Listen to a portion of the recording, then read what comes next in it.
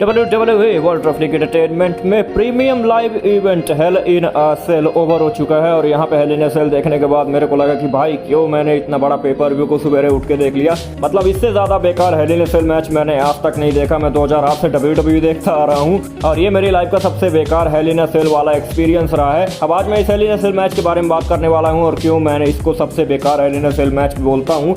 अब यहाँ पे सबसे पहले बात करते हैं भाई हेल इन अ सेल मैच के बारे में, जो कि केवल एक हेल इन अ सेल मैच हुआ था, Cody Rhodes versus Seth Rollins का। अब ये वाले हेल इन अ सेल मैच में ज्यादा कुछ खास था नहीं। कोडी रोड्स वापस आते हैं और जैसे वो अपना जैकेट उतारते हैं तो वहां पे दिखता है कि भाई इनको इंजरी है और वहां पे लोग उनको सपोर्ट करने लगते हैं। अब कोडी रोड्स जब से वापस आए उनको ऐसा हीरो की तरह दिखाया जा रहा है कि भाई कोडी रोड्स के अलावा WWE में कोई भी नहीं है। और यहाँ पे इस मैच में सबसे ज्यादा बेकार चीज ये थी कि यहाँ पे कोडी रोड्स इस मैच को जीतते हैं और सेथ रॉलिंस इस मैच को हार जाते हैं। अब यहाँ पे आप बोलोगे कि भाई कोडी रोड्स को ऐसा कैसे बोल सकते हो, तो देखो यहाँ पे कोडी रोड्स का ओपोनेंट कौन है, सेथ रॉलिंस। और सेथ रॉलिंस के बारे में सबसे पहले बात करता हूँ। अगस्त 2021 में समर स्लैम होता है, वहां पे सेथ रॉलिंस एज के खिलाफ हार जाते हैं। उसके बाद सेथ रॉलिंस जाते हैं क्राउन ज्वेल में नवंबर में, जो कि क्राउन ज्वेल होता है, वहां पे भी सेथ रॉलिंस हेल इन अ सेल मैच में एज के खिलाफ हार जाते हैं। उसके बाद सेथ रॉलिंस पहुंच जाते हैं डे 1 पेपर व्यू में, जहां पे वो ब्रॉक लेसनर और बाकी के 4 सुपरस्टार के खिलाफ अपना मैच हारते हैं। उसके बाद सेथ रॉलिंस जाते हैं रॉयल रंबल में और भाई रोमन रेंस भी सेथ रॉलिंस को हरा देते हैं।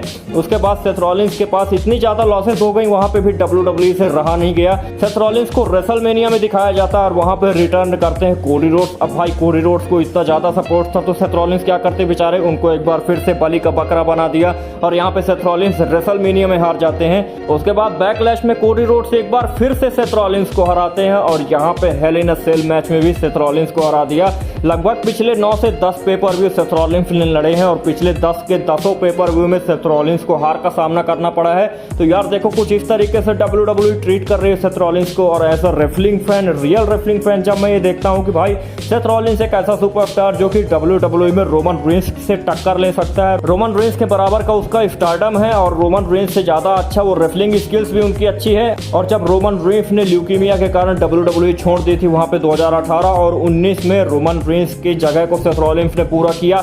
यहाँ पे सेथ रॉलिंस एक ऐसा सुपरस्टार जिसने ब्रॉक लेसनर को हराया था और रैंडी ऑर्टन जैसे सुपरस्टार को हराया है। तो कुछ इस तरीके से भाई सेथ रॉलिंस को मंडे नाइट मेसाया का कैरेक्टर दिया, इतनी अच्छी बुकिंग्स की, लेकिन उसका रिजल्ट क्या होता है, सेथ रॉलिंस को ये लोग हरा देते हैं। और यहाँ पे कोई भी रेसलिंग फैन का मैं कमेंट नहीं देखता हूँ कि भाई सेथ रॉलिंस को आप हरा रहे हो, तो उसका कोई कमेंट कोई नहीं करता है। मतलब सब कोई खुश है कि भाई कोडी रोड्स जीत रहे हैं, रोमन रेंस नहीं आ रहे हैं। रोमन रेंस को उनको रिटर्न से मतलब है, ब्रॉक लेसनर के रिटर्न से मतलब है, लेकिन सेथ रॉलिंस से कोई मतलब नहीं है इनको। सेथ रॉलिंस चाहे हारे या जीते, यहाँ पे आप लोग को कमेंट करना चाहिए भाई कि सेथ रॉलिंस को एटलीस्ट एक मैच तो जिता दो। अब उसी का सबसे बड़ा आउटकम ये वाले पेपर व्यू में देखने को मिलता है। जब सेथ रॉलिंस लगातार 10 मैच हार चुके हैं, तो यहाँ पे अगर ये वाला मैच भी सेथ रॉलिंस अगर जीतते तो एटलीस्ट ऑडियंस को कुछ ना कुछ सेटिस्फेक्शन मिलता और किसी को मिले ना मिले, मेरे को जरूर मैं खुश होता कि भाई चलो कम से कम सेथ रॉलिंस को 8 से 9 पेपर व्यू के बाद कम से कम एक मैच तो जिता दिया।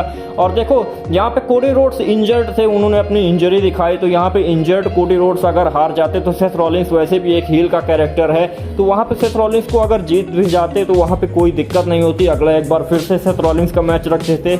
अब इस पूरे हेल इन अ सेल पेपर व्यू में केवल एक ही हेल इन अ सेल मैच देखने को मिला। और चलो अब बाकी के मैच के बारे में बात करते हैं। अब इसके अलावा जो एक सबसे बेकार मैच हुआ था वो था केविन ओवेंस वर्सेस इज़ेकियल का। अब यहाँ पे कुछ दिन पहले मैंने वीडियोस बनाया था कि भाई एलायस के कितने बेहतरीन कैरेक्टर को कैसे WWE ने बर्बाद करके इज़ेकियल बना दिया। तो वहां पे नीचे कमेंट किया कि भाई तू क्या जानता है, विंस मैकमैन से ज्यादा अच्छा तू नहीं जानता है, तो अब देखना कि इज़ेकियल कितना बेहतरीन कैरेक्टर बनेगा। तो ये लो देख लो भाई कितना अच्छा बेहतरीन कैरेक्टर बन गया। पहले तो कम से कम एलायस के अंडरटेकर के साथ सेगमेंट होते थे, जॉन सीना ने उनको पीटा था।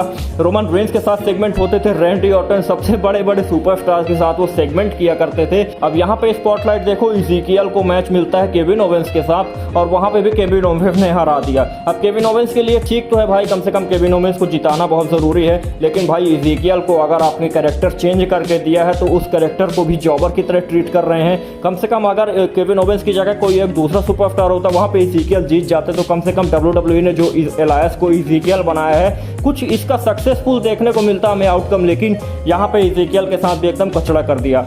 अब इसके अलावा एक और बेकार मैच हमें देखने को मिला था, वो था Bobby Lashley versus MVP and Omos.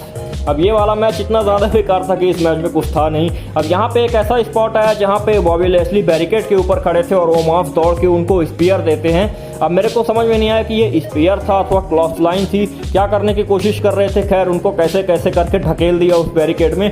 मेरे को आप कमेंट करके ये बताना कि भाई ये स्पीयर था अथवा क्रॉस लाइन थी, मतलब क्या किया ओमास ने, मेरे को समझ में नहीं आया। लेकिन इस मैच की अगर बात करूँ तो इस मैच में केवल एक अच्छी चीज़ थी, वो था MVP। क्योंकि भाई MVP ने 2010 में आखिरी पेपर व्यू में अपना परफॉर्मेंस दिया था। उसके बाद भाई सीधे 10 से 11 साल के बाद आज एक बार फिर से हेल इन अ सेल 2022 में देखने को मिले। तो मैं पुराना रेसलिंग फैन हूँ, तो यहाँ पे MVP को देख के मेरे को अच्छा लगा। यहाँ पे मेरे को एक चीज़ पता नहीं लगा कि WWE ओमास के साथ कर क्या रही है। मतलब एक तो ब्रॉन स्ट्रोमन को रिलीज कर दिया, उसके बाद ओमास को इतना बेहतरीन पुश दिया, और बेहतरीन पुश के नाम पे कुछ भी नहीं किया है उनके साथ अभी तक में। नॉर्मल स्क्वाश मैच लड़ा देते हैं रॉ में, और वो भी उनके खिलाफ लड़ाते हैं जिनको WWE में कोई जानता ही नहीं है और ना ही उनको कोई जानना चाहता है।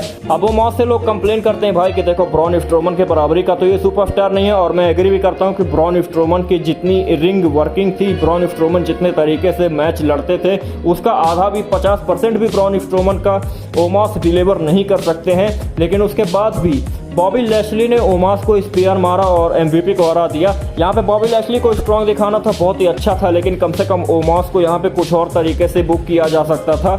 तो यहाँ पे समझ में नहीं आ रहा कि WWE ओमास के साथ क्या करना चाहती है, लेकिन एटलीस्ट बॉबी लेस्ली के साथ कुछ अच्छा हुआ।